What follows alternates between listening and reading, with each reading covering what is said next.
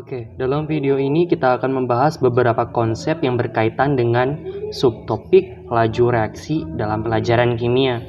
Yang pertama kita akan membahas ordo reaksi pada reaksi dengan banyak tahapan. Misalnya contoh soal seperti ini. Nah, dapat dilihat bahwa reaksi tersebut terjadi 3 tahap. Kemudian dari soal tersebut yang ditanyakan adalah persamaan laju reaksinya.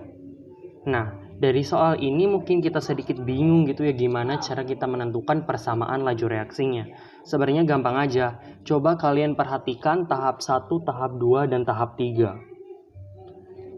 Di antara tahap 1, 2, 3 ada reaksi dengan tahapan yang lambat, yaitu tahap 2, di mana GF dengan fase gas direaksikan dengan setengah F2 dalam fase gas menghasilkan GF2 dalam reaksi yang lambat.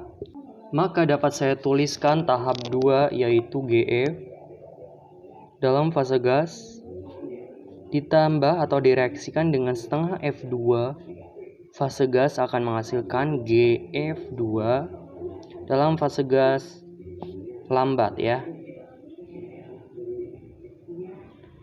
Nah, kita bisa menentukan persamaan laju reaksinya dari reaksi yang lambat ini. Kenapa memilih reaksi yang lambat? Mungkin pertanyaan yang kalian akan lontarkan. Karena analoginya gini aja. Ketika kalian mengikuti lomba estafet lari gitu, waktu total dari kelompok tertentu akan dihitung atau diukur berdasarkan seberapa cepat pelari akhir mencapai finish. Nah, dalam konsep laju reaksi juga sama. Reaksi-reaksi ini akan diukur total waktunya berdasarkan cepat lambatnya reaksi yang paling lambat. Maka dapat dituliskan kecepatan laju reaksinya itu sama dengan koefisien laju reaksi dikalikan dengan konsentrasi reaktan dikali dengan ordenya dikalikan dengan konsentrasi reaktan yang keduanya dipangkatkan dengan ordenya. Nah, nilai konsentrasi untuk A dan B ini hanya diperuntukkan untuk reaktan. Berarti yang dimaksud reaktan adalah ini, yang di sebelah kiri tanda panah. Berarti reaksi atau persamaan laju reaksinya dapat dituliskan seperti ini. GF kita masukkan. Kemudian F2. Nah, ada pengecualian untuk orde reaksi dengan banyak tahapan, koefisiennya akan menjadi orde reaksinya. Berarti dapat dituliskan ini pangkat 1, nggak usah ditulis, kemudian ini pangkat setengah. Berarti persamaan laju reaksi untuk banyak tahapan seperti contoh ini adalah F sama dengan K, GF pangkat 1, F2 pangkat setengah. Untuk konsep yang kedua, kita akan membahas tentang pengaruh faktor suhu terhadap laju reaksi, di mana suhu itu akan berbanding lurus dengan laju reaksi. Semakin besar suhu, maka akan semakin besar pula laju reaksinya atau semakin cepat gitu ya. Oke, untuk mengefektifkan waktu, langsung saja kita ke persamaannya. Pada dasarnya persamaan dasarnya seperti ini. Kecepatan akhir itu sama dengan kecepatan awal F0 gitu ya, dikali dengan F laju, faktor laju, dipangkatkan dengan T aksen, suhu akhir dikurangi suhu awal, dibagi dengan faktor suhu. Kemudian kita ingat, hubungan laju reaksi dengan waktu adalah berbanding terbalik. 1/T. Maka rumus ini juga dapat kita turunkan seperti ini. T aksen sama dengan T0 per F laju T aksen dikurangi T0 per F suhu. Agar lebih mudah memahaminya, kita langsung saja ke contoh soal. Berikut contohnya. Nah, dapat dilihat dari contoh tersebut bahwa laju reaksi naik 2 kali. Kita garis bawahi, laju reaksi naik 2 kali. Yang 2 kali itu merupakan faktor laju. Berarti dapat kita tuliskan F laju sama dengan 2. Pada setiap kenaikan suhu, kita garis bawahi lagi, pada setiap kenaikan suhu 10 derajat Celcius, itu merupakan faktor suhu. Saya tuliskan di sini ya. Faktor suhu 10 derajat Celcius. Jika pada suhu 50 derajat Celcius reaksi berlangsung 240 detik, maka berapakah waktu yang diperlukan saat reaksi berlangsung 30 detik? Oke, T0-nya adalah 50 derajat Celcius. Kemudian T0-nya 240 detik atau kita singkat sekon. Kemudian yang 30 derajat itu merupakan suhu akhirnya 30 derajat. Langsung saja kita ke persamaannya. Nah, persamaannya antara ini sama ini. Tetapi coba perhatikan, yang ditanya adalah waktu. Berarti kita harus pakai rumus yang ini. Kita langsung saja ke rumusnya gitu ya. T aksen sama dengan T0, F laju T aksen min T0 dibagi F suhu. Kita tinggal masukkan T aksen, T0-nya adalah 240 detik. Kita tidak mengubah ke menit karena nantinya hasil T aksennya itu dalam bentuk detik lagi ya. Oke. F lajunya adalah 2, kemudian T aksennya adalah 30. Dikurangi T0-nya berapa? 50 dibagi faktor suhunya yaitu 10. Saya lanjutkan di sini. T aksen sama dengan 210, kemudian 2 pangkat 30 min 50 adalah min 20. Min 20 dibagi 10 adalah min 2. 240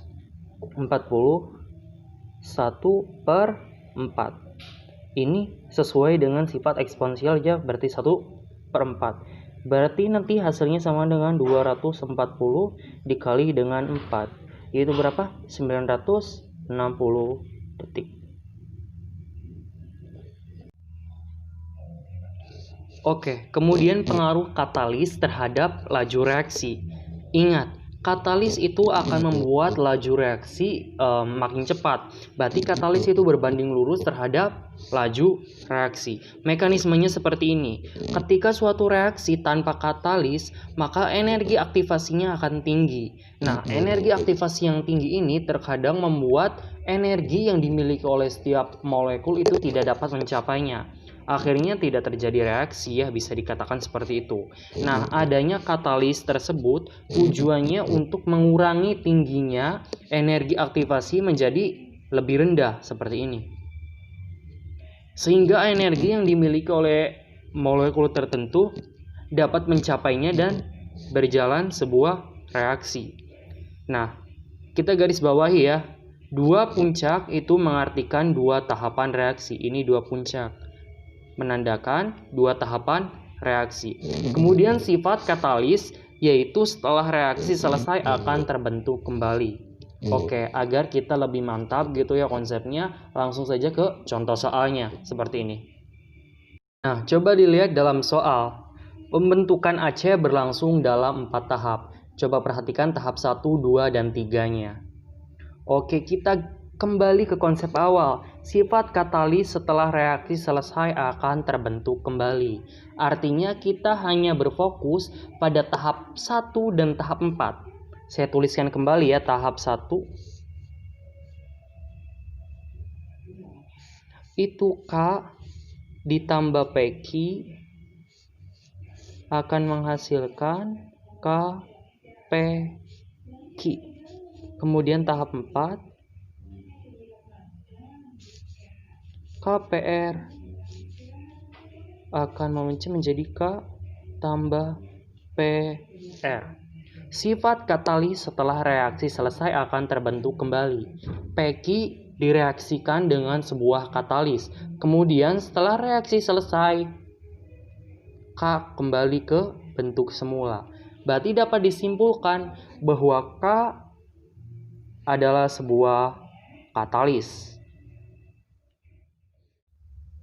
Oke, kemudian konsep terakhir yang akan kita bahas dalam video ini yaitu waktu paruh. Sebenarnya waktu paruh itu apa sih? Oke, kita akan memahami pengertian dari waktu paruh dari analogi sebuah gambar seperti ini ya. Nah, misal kita memiliki suatu larutan C dengan volume 100 liter, anggap saja 100 liter ya. Kemudian, waktu paruh adalah waktu yang dibutuhkan untuk zat C ini bereaksi menjadi setengah kalinya dari volume awal, yaitu 50 liter. Paham nggak? Oke, langsung saja ke persamaannya. Kuantitas akhir reaktan itu dibagi dengan kuantitas awal reaktan itu sama dengan setengah. Kemudian dipangkatkan dengan waktu dibagi dengan waktu paruh. T setengah ini menandakan waktu paruh. Oke, langsung saja ke contoh soalnya. Nah, dapat dilihat dari contoh soalnya, jika 3,2 molar NH3 direaksikan dalam sebuah wadah 2 liter, dan waktu paruhnya dari NH3 adalah 8 menit, berapakah NH3 yang tersisa setelah 16 menit? Kita langsung masukkan saja ke persamaan yang ini. Berarti yang ditanya adalah kuantitas akhir reaktan, betul ya? Kalau kita anggapkan kuantitas akhir reaktan itu sebagai A-aksen, ya udah, A-aksen adalah kuantitas akhir reaktan dibagi dengan kuantitas awal reaktan, yaitu berapa? 3,2 molar. Satuannya tidak saya tuliskan ya. Kemudian sama dengan 1/2. Waktunya adalah 16 menit. 16 menit dibagi waktu paruhnya adalah 8 menit. Saya lanjutkan di bawah. A-aksen per 3,2 itu sama dengan setengah pangkat 2, berarti 1/4. Sampai sini paham? Berarti dapat disimpulkan A-aksennya tinggal dikali silang aja ya. Ini dikali ini dikali ini. Kemudian ujung-ujungnya kita dapat 3,2 dibagi dengan 4. Menghasilkan 0,8 molar. Berarti kuantitas akhir reaktan yang dimaksud yaitu NH3 itu sebesar 0,8 molar. Kita garis bawah ya, kuantitas akhir reaktan itu tidak hanya berfokus pada molaritas saja. Volume juga bisa, massa juga bisa, dan lain-lain juga bisa. Oke, semoga bermanfaat and